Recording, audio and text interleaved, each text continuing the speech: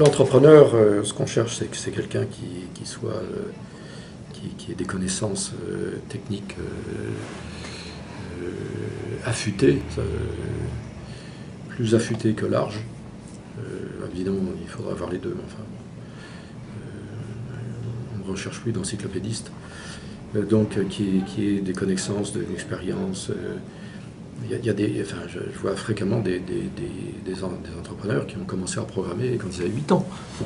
Et donc ils sont tombés là-dedans quand ils étaient tout petits, et puis voilà.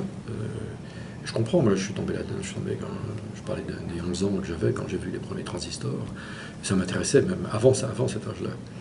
Donc il y a ça, il y a une certaine force de caractère qui doit nécessairement conduire à un comportement parfois un peu asocial, mais ça on ne monte pas, on n'est pas là pour faire des manières de salon, on est là pour aller contre l'ordre établi, parce qu'évidemment il vaut mieux aller dans des nouveaux marchés où tout le monde va nous dire mais non, ça n'existe pas, ça sert à rien, etc. Chaque fois, je me souviens quand je suis arrivé chez Packard en 68, non, ça sert à rien vos trucs. Qui m'avaient donné le lancement de leur premier desktop computer. Les gens disent, bon, là, on a des grands calculateurs, pourquoi est-ce qu'on met un truc comme ça? Bref, il y a toujours les anciens et les modernes. Et ça ne veut pas dire que les anciens ont raison ou que les modernes ont raison, il y a toujours les anciens et les modernes.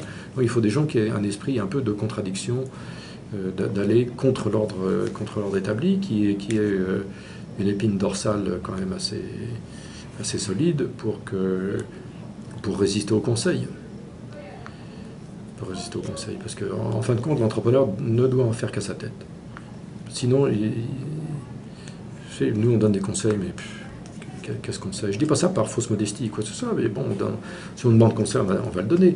Mais c'est l'entrepreneur qui, de toute façon, va être responsable du succès ou de l'échec de. Et donc, il doit se dire, c'est moi qui décide. Et il doit avoir cette espèce d'ego. Alors les gens disent, ouais, ils ont la grosse tête. Ben, ils disent bien, mais ils ont la grosse tête. Heureusement qu'ils ont la grosse tête. Ils sont désagréables, ils n'écoutent pas les conseils. Ben oui, ils sont combatifs. Si on veut faire des affaires, il faut être combatif. C'est comme les gens qui critiquent Steve Jobs parce qu'il a un sale caractère. Et alors vous avez vu ce dont il est capable. Donc, enfin bref, c'est pas avec du consensus qu'on fait des beaux produits.